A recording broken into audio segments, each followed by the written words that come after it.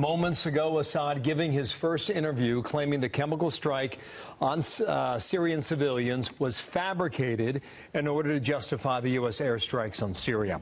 Leland Vitter covering a lot of this out of Washington today. Leland, good morning to you. Let's do the latest now from Damascus. Good morning there. Well, good morning to you, Bill. Afternoon in Damascus, and Assad gave an interview to AFP, that is the French news service, in which he called the chemical attack a 100% fabrication and said that his army had given up, quote, all of its chemical weapons after their last chemical attack on civilians.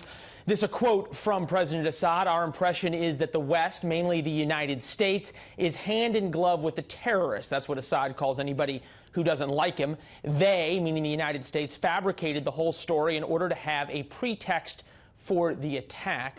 It's, of course, unclear if anybody, including his Russian protectors, actually believes this statement. As we've heard over the past few days, Bill, the Pentagon says they have a trove of evidence to prove that it was the Syrian regime and their army behind this. Wow, he even referred to fake videos now because you can't verify a video.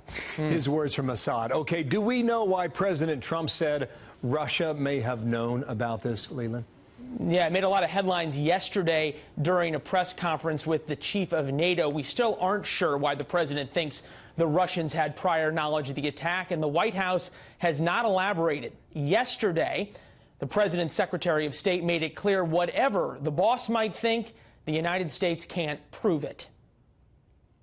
With respect to Russia's complicity or knowledge of the chemical weapons attack, we have no firm information to indicate that there was any involvement by Russian forces into this attack.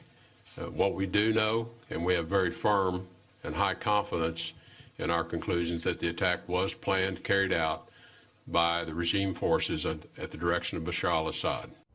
Now, this is the same man who just a few days ago made headlines when he charged the Russians with either incompetence or complicity in the chemical attack.